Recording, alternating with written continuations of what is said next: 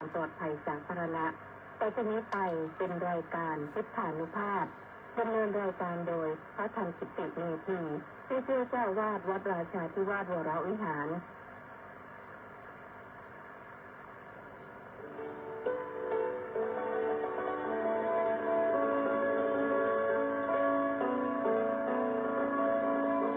ได้เวลามาฟังพุทธานุภาพเพื่อรับทราบพุทธธรรมคำสั่งสอนเสริมมงคลให้ชีวิตก่อนหลับนอนรอพักผ่อนสุขสบายกายใจเทิน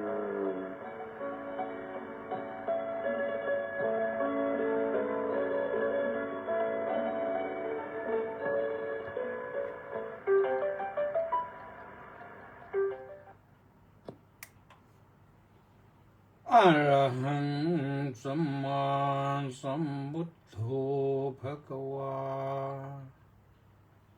พุทธังภะคะวันตังอภิวาเทมิสวากขาโตภะคะวตาธัมโมธัมมังนัมมัสสามิ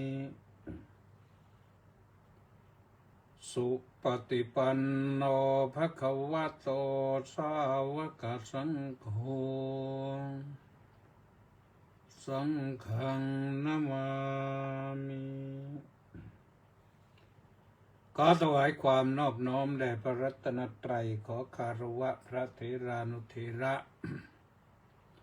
เจริญสุขสวัสดีมายังท่านสาธุชนทุกท่านที่กำลังติดตามสดับรับฟังรายการพุทธานุภาพกับพระธรรมกิติเมธีซึ่งรายการนี้ก็ออกอากาศทางสถานีวิทยุกองพลที่1รักษาพระองค์วิทยุเสียงธรรมจากชาวพุทธวิทยุพระพุทธศาสนาและสังคมก็มีไปทั่วประเทศและออกทาง Facebook ไลฟ์ที่กิตติเมธีก็ท่านที่ ฟังไม่ถึงก็ชมได้ซึ่งวันนี้ก็มาพบกันที่วันอังคารที่19สิงหาคมพระพุทธศักราช2568แรม10ค่ำเดือน9แล้วนะโยมนะปั๊บรับปีใหม่มาไม่เท่าไหร่นี่เดือน9ก็มาก็เลย10 11 12ก็เลยอีก3เดือนก็หมดปี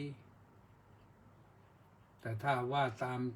สุริยคติก็เดือนนี้ก็สิงหาคมก็ค่อนมาแล้วก็มีกันยาตุลาพฤศจิกาธันวา4เดือนครึ่ง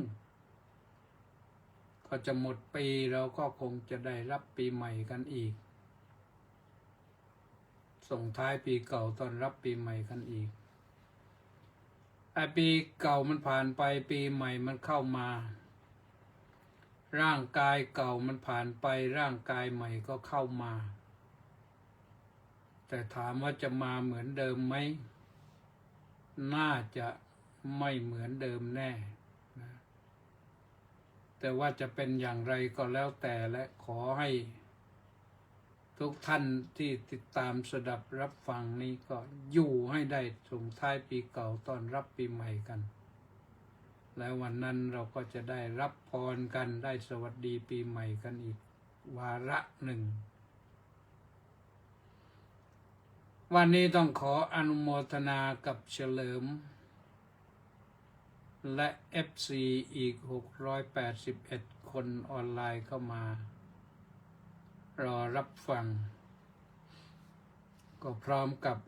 หลายๆท่านนะที่เข้ามาแล้ว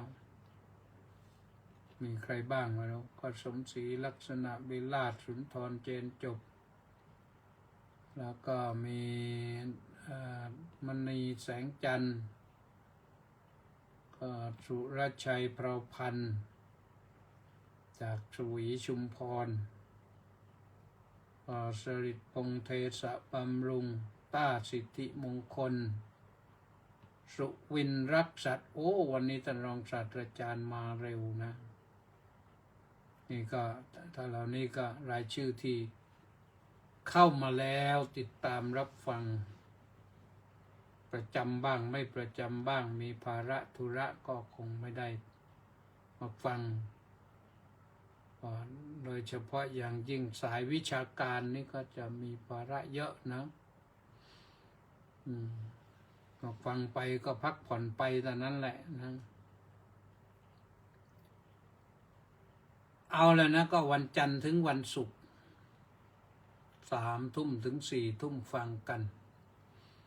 วันเสาร์วันอาทิตย์ก็ฟังธรรมะสั้นๆ30 นาที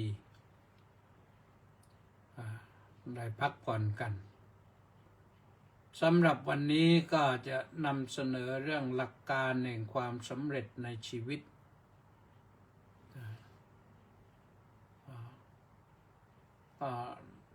เด็กก็ได้หนุ่มสาวก็ได้ผู้ใหญ่ก็ดี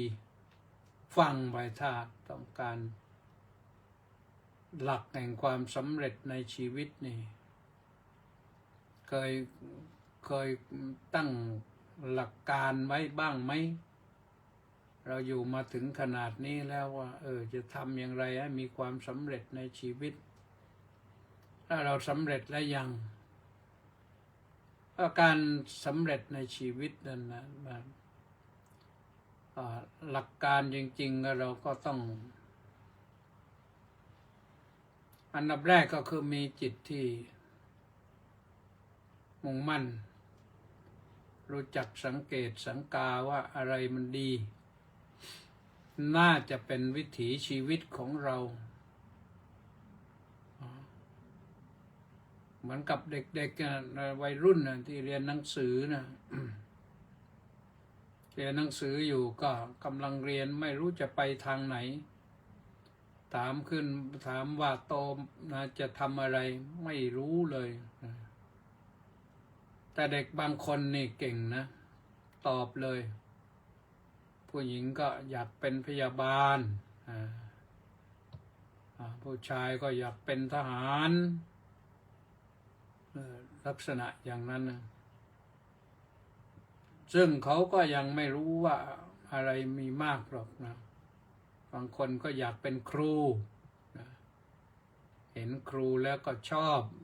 รักคุณครูก็อยากเป็นครูเห็นพยาบาลแต่งตัวขาวๆก็อยากเป็นพยาบาลเรื่องอื่นนั้นยังไม่คิดถึงเท่าไหร่เพราะไม่มีประสบการณ์ไม่มีความเห็นแต่พอโตขึ้นหน่อยได้ศึกษาเล่าเรียนเอากันว่าพอจบม.3 นี่เริ่มคิดแล้วว่าจะไปทางไหนชีวิตนี่จะชอบอะไรพอจะขึ้นม.4 ปั๊บก็ต้องเลือกแล้วทีนี้จะเรียนวิทย์คณิตหรือจะเรียน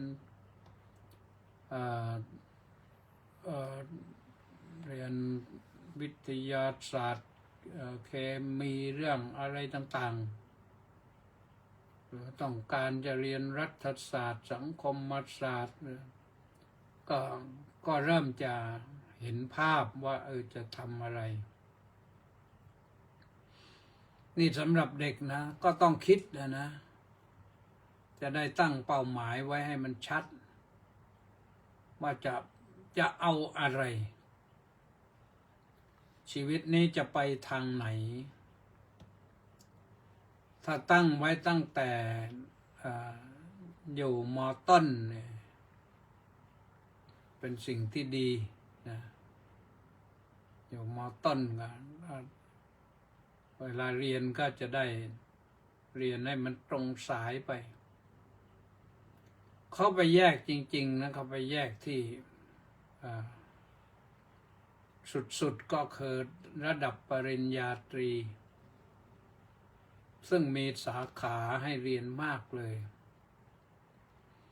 รจะเรียนเกษตรใครจะเรียนสัตวศาสตร์ใครจะเป็นสัตวแพทย์ใครจะเรียนการแพทย์ใครจะเรียนการศึกษาศาสตร์สังคมศาสตร์วิทยาศาสตร์คณิตศาสตร์ดาราศาสตร์อะไรมันมีหลายศาสตร์รวมทั้งเรียนศาสนาปรัชญาเรียนจริยศาสตร์ศาสนาปรัชญาอะไรต่างๆเขาเข้าไปแยกที่ปริญญาตรีนั้นเขาก็เรียกว่าบัณฑิตเช่นจบศาสนศาสตร์บัณฑิตครุศาสตร์บัณฑิตสังคมศาสตร์บัณฑิตก็ว่าไปพอจบพอถึงขั้นนั้นแล้วพอไปเรียนปริญญาโทนี่ก็ยังแยกต่อไปอีกแยกปริญญาโทเช่นเรียนครุศาสตร์เนี่ยเอกอะไรต่อไปจบปริญญาตรีครุศาสตร์ไปปริญญาโทเอกภาษาอังกฤษภาษาไทยเอกคณิตเอกการสอนเอกประถมเอกมัธยมก็ไปได้แยกให้มันจำเพาะเจาะจงทางไปพอไปถึงปริญญาเอกนี่ตอนนี้เขาส่วนมากและปริญญาเอกนั้นจะไม่มุ่งอยู่ที่ห้องเรียนแล้วจะมุ่งอยู่ที่งานบริหารเช่นบริหารโรงเรียนระดับชั้นปริญญาเอกนี่บริหารโรงเรียนประถมโรงเรียนมัธยมต้นโรงเรียนมัธยมปลายโรงเรียนหรือไปเป็นคณะครูบาอาจารย์ในสายเฉพาะทางที่ศึกษามาเป็นไปสอนเรื่องวิทยาศาสตร์สอนเรื่องเกษตรศาสตร์จบเอกก็ต้องเดี๋ยวนี้เข้ามหาวิทยาลัยนี่เป็นครูบาอาจารย์ในมหาวิทยาลัยนี่เขาต้องจบปริญญาเอกเป็นหลักนะเป็นพื้นมีเกณฑ์บังคับสถาบันว่าต้องจบครูบาอาจารย์ต้องจบปริญญาเอกกี่เปอร์เซ็นต์70% 80%นอกจากจบปริญญาเอกแล้วยังแน่นไปต้องมีตำแหน่งทางวิชาการไปทำงานวิจัยเพื่อเขียนตำราเพื่อเป็นผลงานทางวิชาการให้พิสูจน์ได้ว่าเขียนได้ก็สอนคนอื่นได้และว่างั้นอันนั้นก็ว่าในเรื่องการบริหารจัดการโรงเรียนและสถาบันการศึกษาทีนี้ในชีวิตประจำวันในท่านสาธุชนทั้งหลายเราไม่ได้เรียนไปถึงขนาดนั้นหลายท่านหลายคนเป็นผู้หลักผู้ใหญ่แล้วเลยวัยเรียนแล้วจะต้องใจทำมาหากินจะทำอย่างไรทีเนี้ยก็ต้องมองหานะรู้จักสังเกตว่าอะไรที่มันดีกับชีวิตเราชอบอะไรเราจะไปทางไหนอันนี้ไม่ต้องไปนึกถึงห้องเรียนแล้วแต่ถ้าเราชอบในสิ่งที่มันไม่มีในประสบการณ์ของเราก็แน่นอนเราจะต้องศึกษาเรียนรู้ว่าสิ่งนั้นถ้าเราทำไปแล้วมันยากมันง่ายอย่างไรเช่นเราไม่เคยทำสวนผลไม้อย่างเนี้ยแต่เราอยากจะเป็นเจ้าของสวนผลไม้ต่างว่าทุเรียนมันก็ต้องศึกษาเรื่องทุเรียนนะต้องศึกษาเบื้องต้นว่าทุเรียนนี่มันเป็นอย่างไงมัน ปลูกแล้วรักษาง่ายรักษายากกี่ปีมันจะผลิดอกออกผลผลิดอกออกผลแล้วเราจะ ดูแลอย่างไรศึกษาไปให้กว้างไกลไปกว่านั้นก็ศึกษาไปถึงเรื่องการตลาดว่าปลูกทุเรียนนี่มันขายดีไหมราคาเป็นอย่างไรมันจะคุ้มทุนไหมก็ศึกษาไปอย่างนั้นให้เป็นไปในช่องทางของการทำสวนทุเรียนต้องใส่ปุ๋ยปีละกี่ครั้งมันถึงจะผลิดอกออกผลได้งดงามให้ผลดีนะ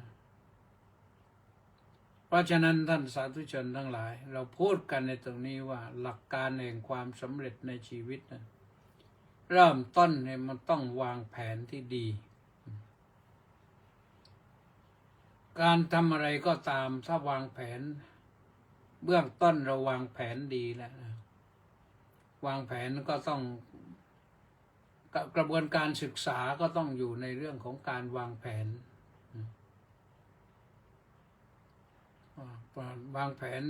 อย่างดีนะรู้ว่าทำงานไปแล้วมันต้องเหน็ดเหนื่อยต้องอะไรต่างๆก็วางแผนยอมรับความเหน็ดเหนื่อย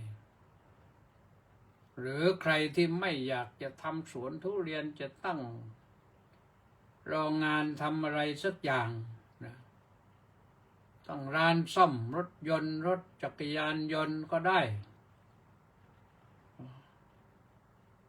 การจะตั้งร้านซ่อมรถยนต์มันก็ต้องคิดนะต้องวางแผนนะต้องศึกษาหาความรู้เบื้องต้นเราต้องใช้คนอื่นด้วยนะเราต้องใช้คนอื่นเราอาจจะมาเป็นเจ้าของกิจการไม่ต้องทำเองแล้วมันก็สามารถที่จะไปได้ถ้าวางแผนดีมีความรอบคอบไม่ผลีผลามทำอะไรไปนี่เหมือนมาดามรถถังเนี่ยชื่นชมมาดามรถถังนะมาดามรถถังก็คือคุณโยมนพรัตน์กุลหิรันเนี่ยเจ้าของโรงงานผลิตรถถังคนไทยนี่แหละใครไม่รู้หรอกอาตมาก็ตามศึกษามานานแล้วนะหลายปีโอ้โยมนี่เก่งจริงๆก็เป็นลูกสาวคนจีนนะแต่พ่อนี่มาจากเมืองจีนมาอยู่แถวทรงวาดเนี่ยที่กรุงเทพเนี่ยก็ไม่ได้ฐานะเบื้องต้นไม่ได้อะไรหรอกแต่ก็ขยันขันแข็งแล้วเรียนก็ไปเรียนภาษาไปเรียนอะไรจบแล้วก็มาเป็นครูสอนภาษาอยู่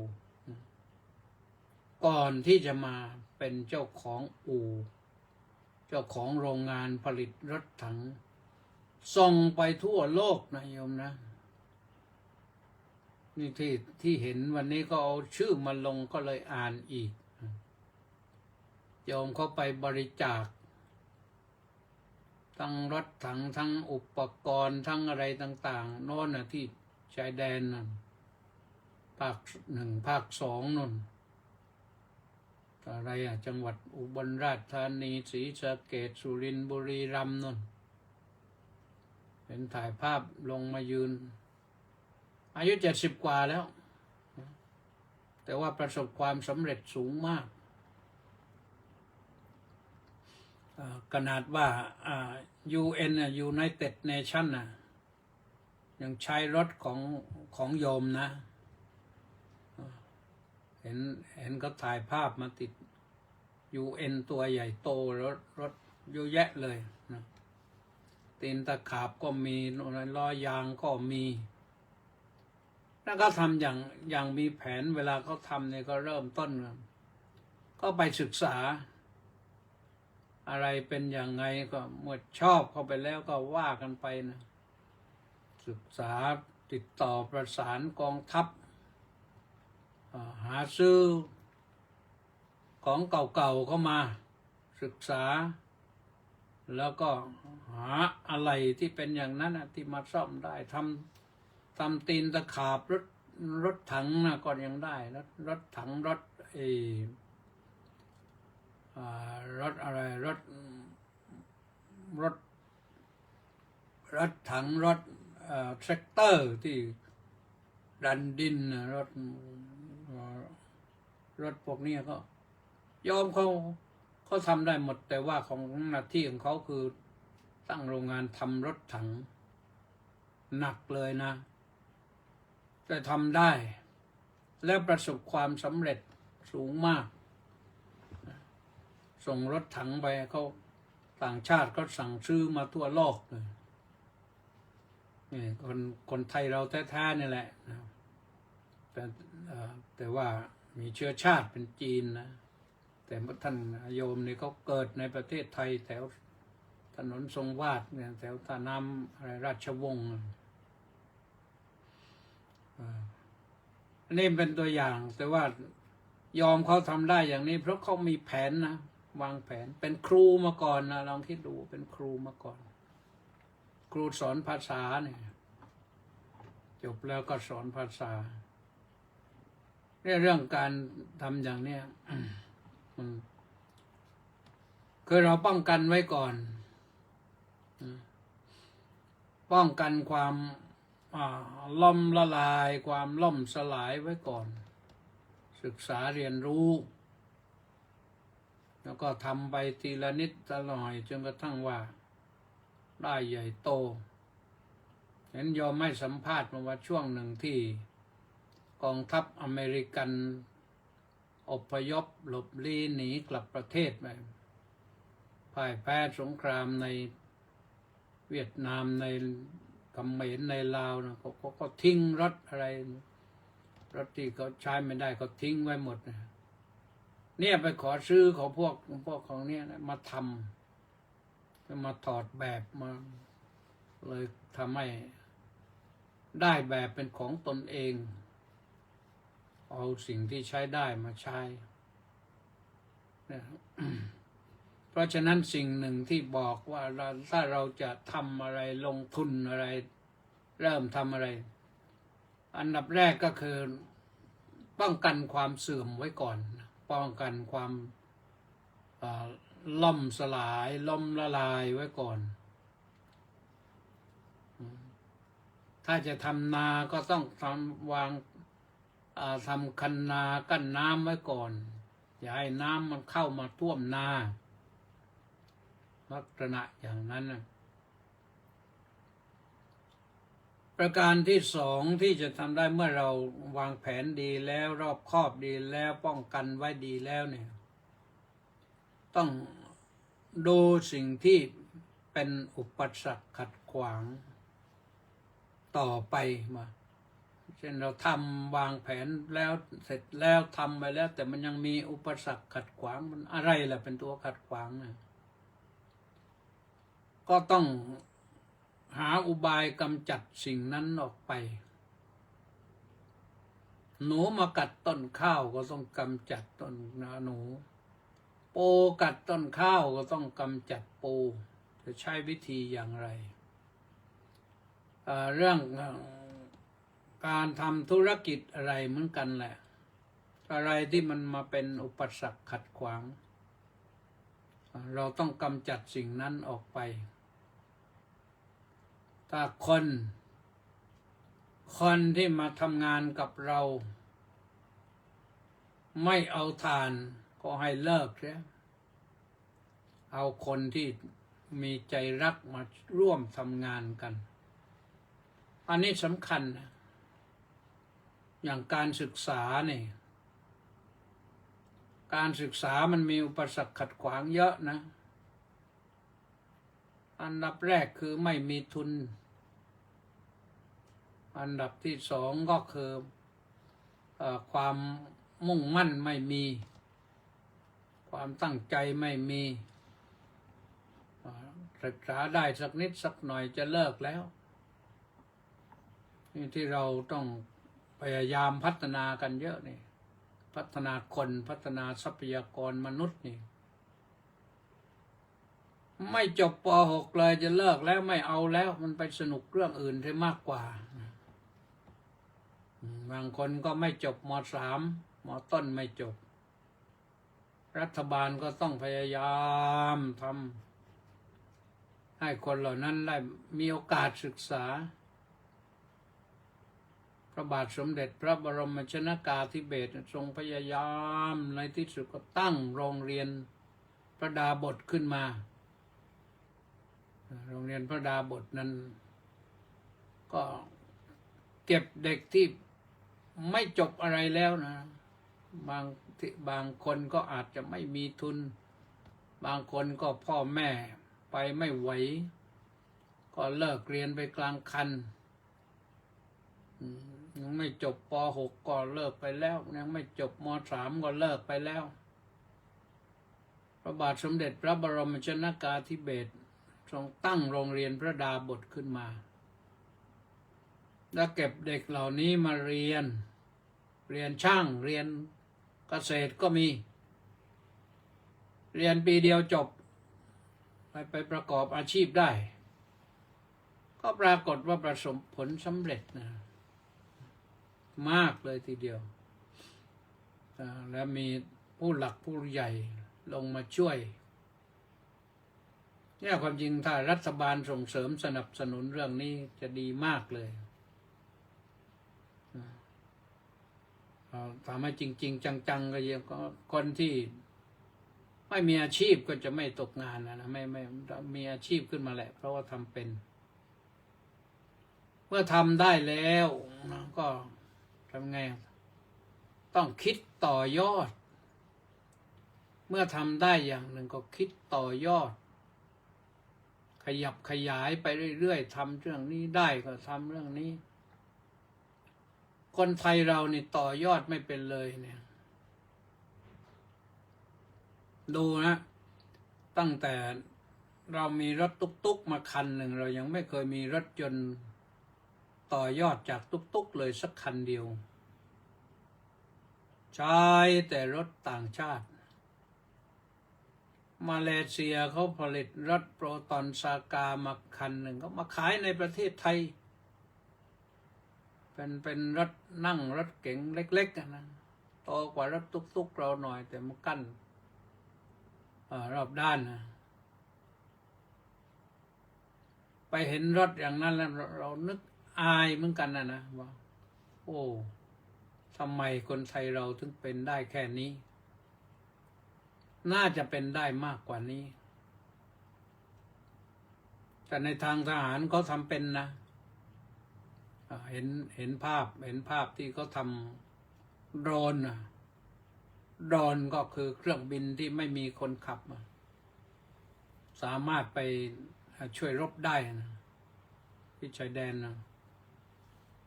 อันนี้ก็น่าคิดเหมือนกันนะความจริง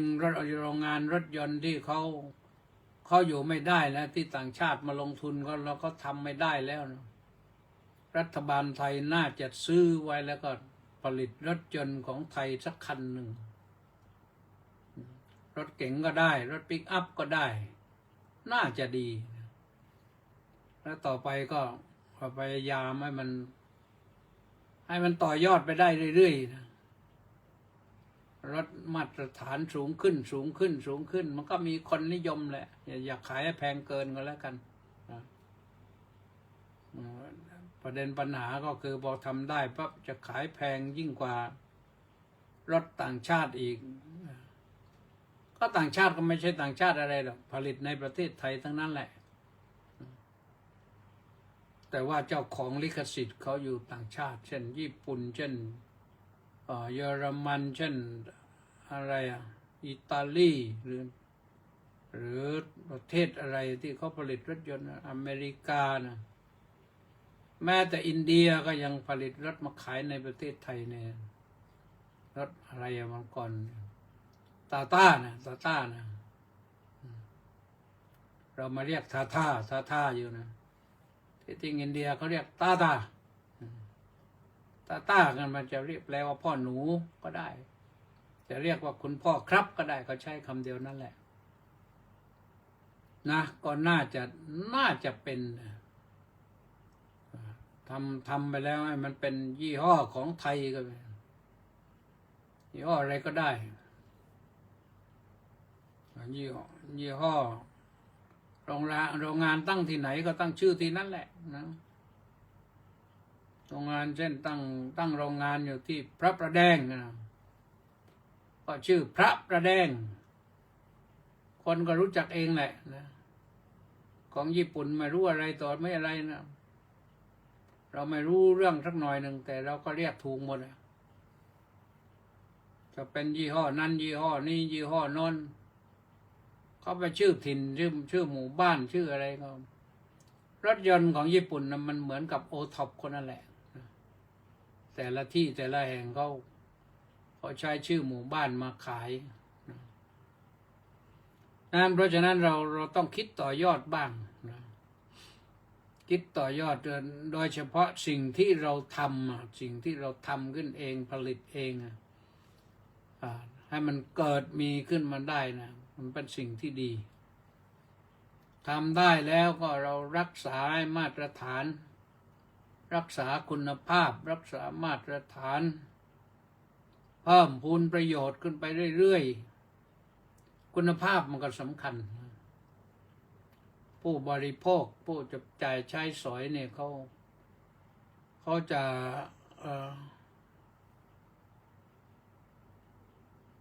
จะทำให้มันมั่นคงอยู่ได้ครองใจผู้บริโภคได้มันต้องมีรักษามาตรฐานแล้วก็เพิ่มคุณภาพเรื่อยๆดูรถญี่ปุ่นที่มาขายอยู่แต่ละรุ่นแต่ละคันเนี่ยบางทีชื่อเดียวนะไม่รู้มีกี่รุ่นปีหนึ่งก็ออกมา2-3 รุ่นรุ่นนี้ราคานี้รุ่นนี้ราคานี้รุ่นนี้ราคานี้ก็ว่าไปเปลี่ยนแปลงเพิ่มเติมอะไรไม่กี่อย่างหรอกในรถนะความเร็วอาจจะเท่ากันกำลังวิ่งเท่ากันบรรทุกเท่ากัน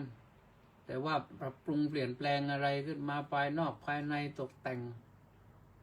เบาะนั่งบ้างอะไรบ้างราคามันเพิ่มขึ้นก็เรียกว่าเพิ่มมูลค่าขึ้นมาก็รักษาได้อันนั้นคือหลักการแห่งความสำเร็จในชีวิตท่านสาธุชนทั้งหลายทีนี้ถ้าเป็นหลักการแห่งความสำเร็จในการปฏิบัติธรรมในชีวิตนี้ทำอย่างไรเราก็เช่นเดียวกันแหละนะทำนองเดียวกันนี่ใช้ได้นะ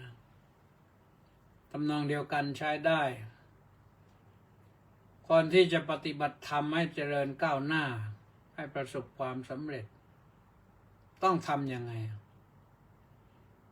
พระพุทธเจ้าก็สอนให้รู้จักป้องกันสิ่งที่มันเป็นอะไรเป็นข้าศึกเรียกว่าเป็นข้าศึกป้องกันกิเลสป้องกันกิเลสที่มันจะเกิดขึ้นกับเราที่มันจะเป็นตัวขัดขวางเรารู้จักมันถ้าสังเกตสังกาให้ดีรู้จักว่าตัวนี้มันเป็นกิเลสเนี่ยมันอย่าให้มันเข้ามาวุ่นวายในใจเราป้องกันไว้ให้ดีพระพุทธเจ้าสอนให้ปิดประตูเมืองร่างกายของเรานี่เปรียบเสมือนเมืองหนึ่งมีประตู6 ประตูประตูตา2 ประตูหู2 ประตูจมูก2เป็น6แล้วหรือจะนับเป็นประตูตาหูจมูกลิ้นกายใจก็เป็น6 ประตูเหมือนกันประตูตาประตูหูประตูจมูกประตูปากประตูกายประตูใจอันนี้เรียกว่าประตูภาษาบาลีนั้นใช้คำว่าทวาร คือทวารนี่เป็นทางเข้าทางออกของ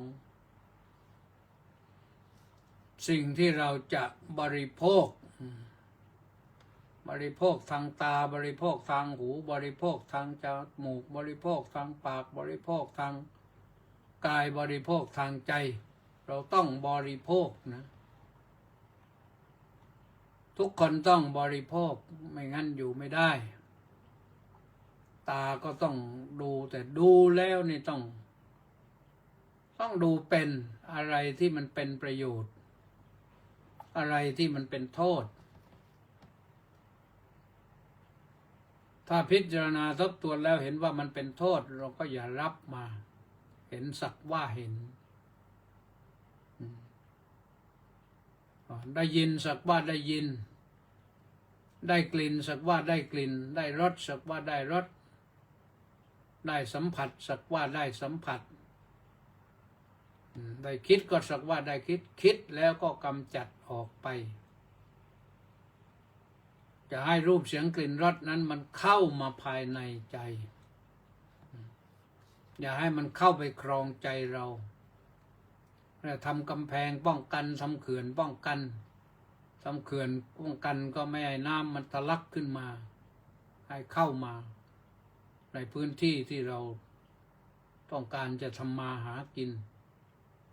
แต่น้ำเข้ามาน้ำทะลักเข้ามาก็เรียกว่าล่มจมต้นพืชเปื่อยพังหมดเราก็อดนั่นแหละแม้ต้นไม้ใหญ่ก็ยังตายเลยนะน้ำท่วมแช่เนี่ยก็ยังตายเลยเพราะเรื่องป้องกันเป็นเรื่องสำคัญบ้านเมืองเนี่ยก็ป้องกันเนี่ยถ้าทำรั้วได้ดีทำรั้วป้องกันทำรั้วป้องกันให้เข้มแข็งมั่นคงให้เป็นรั้วทึบไปเลยยกให้สูงเท่าไหร่3 เมตรแล้วก็รั้วลวดหนามไปติดไว้ข้างบนอีกสัก1-2 เมตรเป็น5 เมตรทำให้โจรข้างนอกมันเข้ามาไม่ได้รั้วลวดหนามวางคิดที่พื้นบางทีพวกเขาขุดอุโมงค์เข้ามาได้แต่ไม่งั้นมาตัดลวดหนามมาเข้ามาได้อีกนี่เหมือนที่เหตุเกิดที่อุบลศรีสะเกษสุรินทร์บุรีรัมย์อยู่นี่มาถึงปราจีนนี่มันก็ต้องทะเลาะกันอยู่เรื่อยตกลงกันได้ดีทำกำแพงให้มันเหนียวแน่นเลยมันก็จบป้องกันเรื่องป้องกันเป็นเรื่องสำคัญร่างกายเราเหมือนกับประเทศชาติเรานั่นแหละประเทศชาติก็ต้องรู้จักป้องกันไม่ป้องกันก็อันตรายร่างกายของเราก็เหมือนกับเมืองหนึ่งประเทศชาติหนึ่งที่ต้องป้องกันอย่างดีไม่งั้นก็โดนข้าศึกมาย่ำยีบีทาถ้าเขาเข้ามาแล้วเนี่ยเราลำบากนะการกำจัดเนี่ยมันลำบากสิ่งที่เป็นปัญหาเป็นอุปสรรคตัวขัดขวางถ้าเข้ามาอยู่ข้างในต้องกำจัดออกไปให้หมดเหมือนวัชพืชในนานะเราต้องกำจัดออกไปตัวกิเลสที่เกิดขึ้นมาครองใจเราอยู่นะถ้ากิเลสอยู่ในใจเรานี่เราทำอะไรไม่ได้นะไม่ต้องกิเลสอะไรมากกับตัวขี้เกียจตัวเดียวนี่ทำอะไรไม่สำเร็จแล้วนะ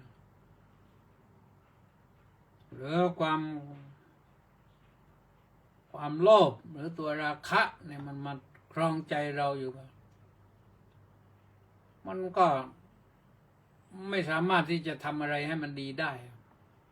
จิตใจมันภาวะประวงอยู่กับเรื่องที่ตัวเองลอบอยากได้นะ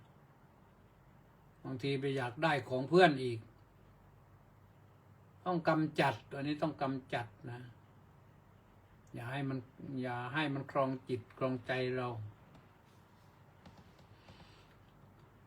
ก็ลักษณะสองอย่างนี้หนึ่งป้องกันให้เข้มแข็งป้องกันได้แล้วก็กำจัดสิ่งที่มันอยู่ข้างในจิตในใจเรานี่มีอะไรที่มันขวางทางอยู่ ที่มันเป็นปัญหาอยู่กำจัดออกให้หมดชำระชะล้างให้จิตใจใสสะอาดนะแล้วจากนั้นเราก็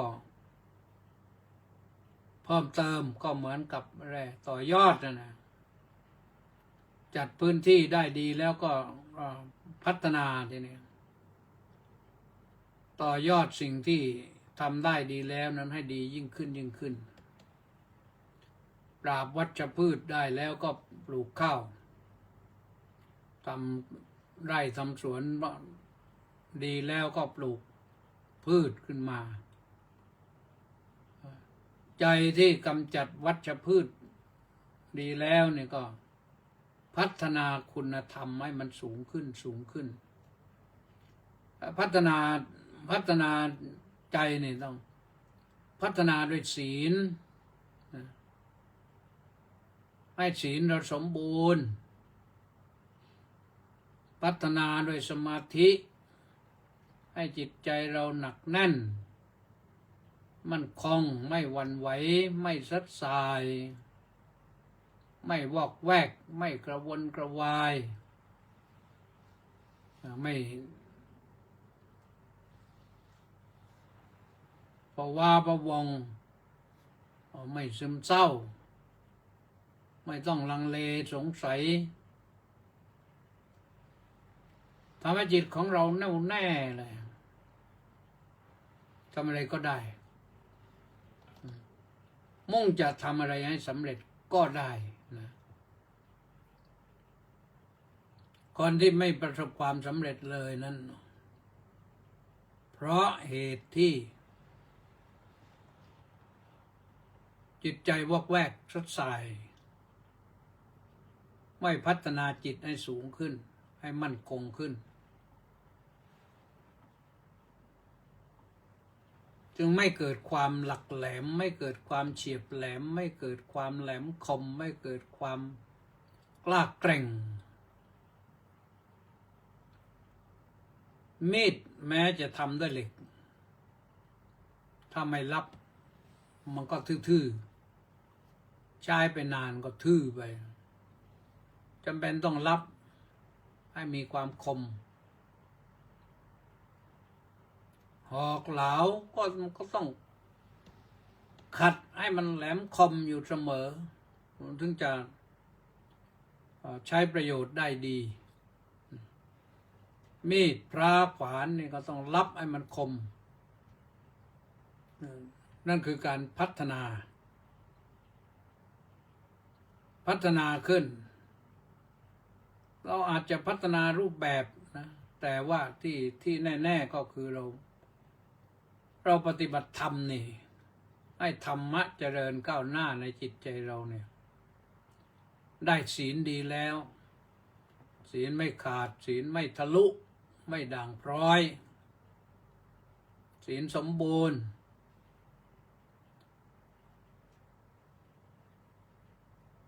แล้วก็ยก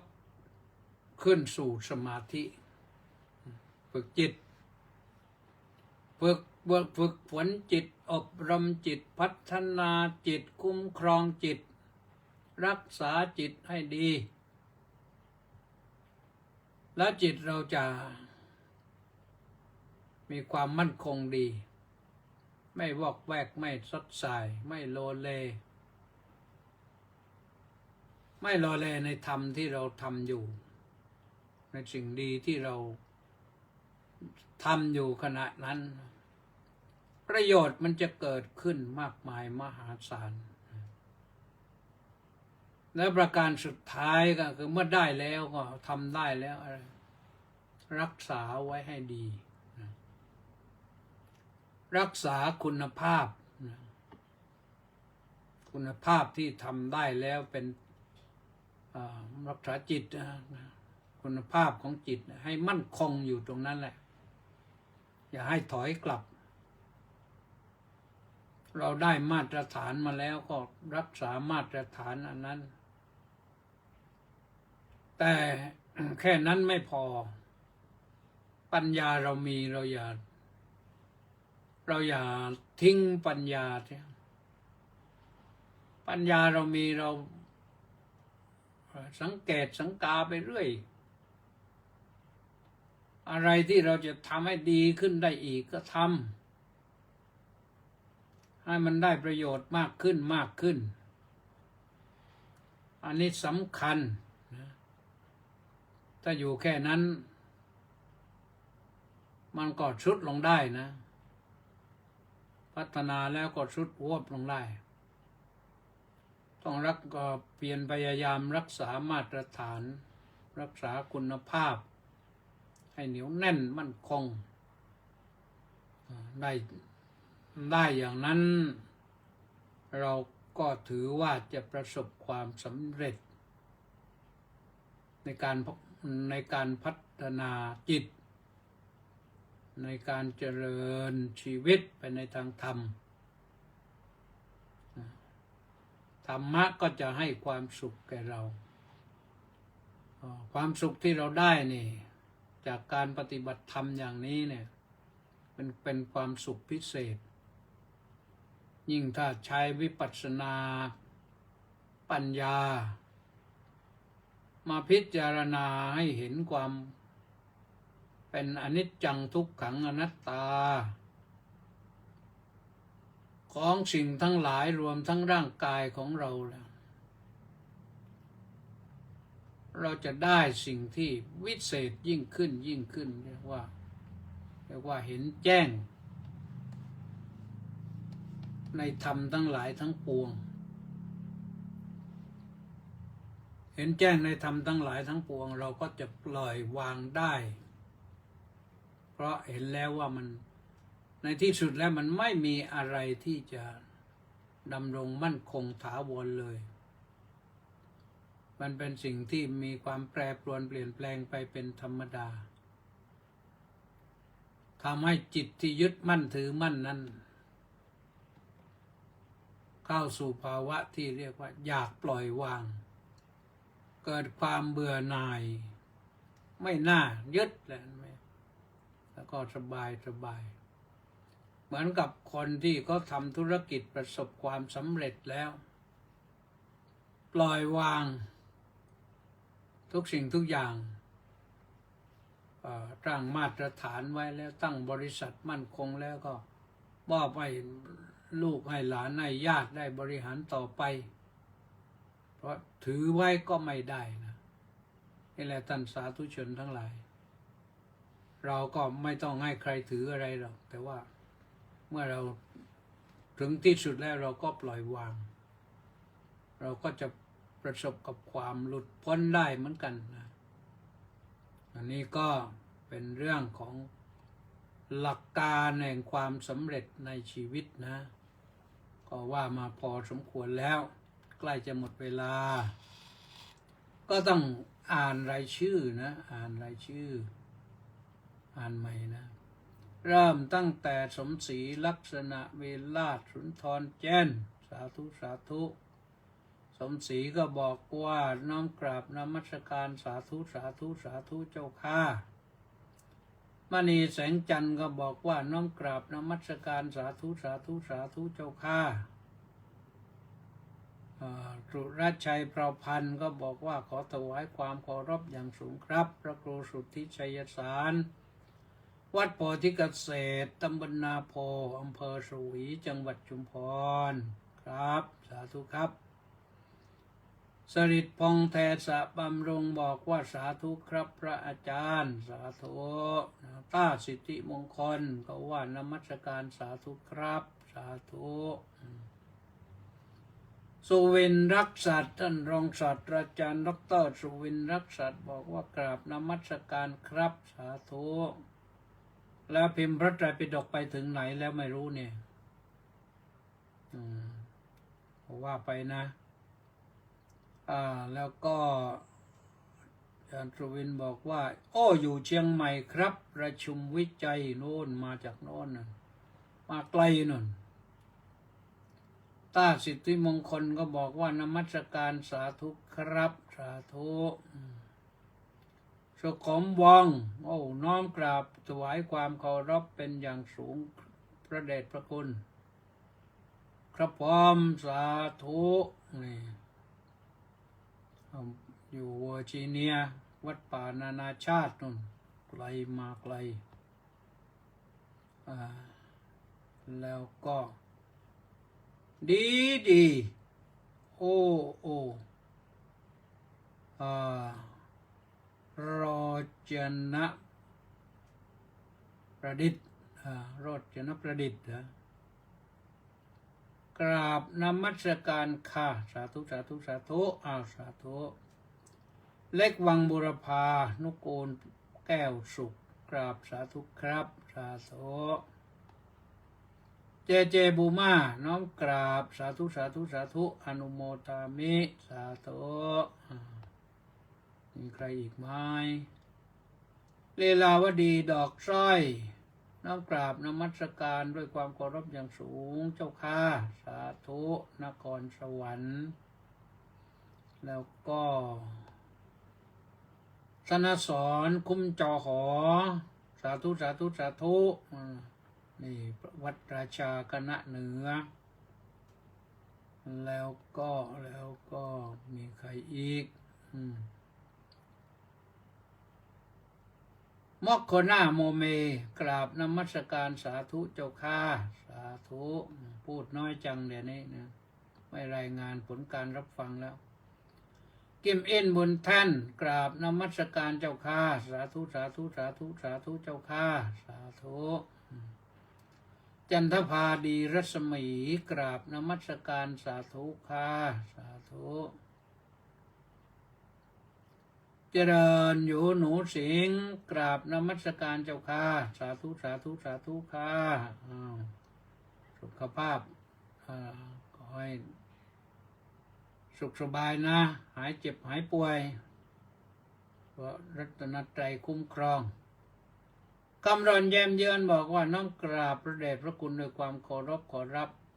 อยู่สนามบินวิชิต้าจะถึงฟลอริดา6 โมงเย็นนี้ครับผมจบตรงนี้ก็จบตรงนี้นะจะถึงฟลอริดาวันนี้6 โมงเย็นนั่น6 โมงเย็นที่นอนนะไม่ใช่6 โมงเย็นที่นี่มันใกล้4 ทุ่มแล้วนะก็เอาละท่านสาธุชนทั้งหลายฟังแล้วก็ดูแล้วก็แชร์ด้วยนะทางเฟซก็แชร์ไปแล้วก็เบื่อจะแชร์ก็จะร่วมบุญร่วมกุศลร่วมกองบุญหนุนกองธรรมก็ได้นะธนาคารกรุงไทย070-026-0870 นะอีกครั้ง070-026-0870 นะวันนี้หมดเวลาแล้วพรุ่งนี้ฟังกันใหม่วันนี้ขอความสุขความสวัสดีความเจริญในธรรมของพระสัมมาสัมพุทธเจ้าจงบังเกิดมีแด่ทุกท่านที่ติดตามสดับรับฟังและรับชมขอให้หลับอย่างสบายไม่ต้องฝันนะสวัสดี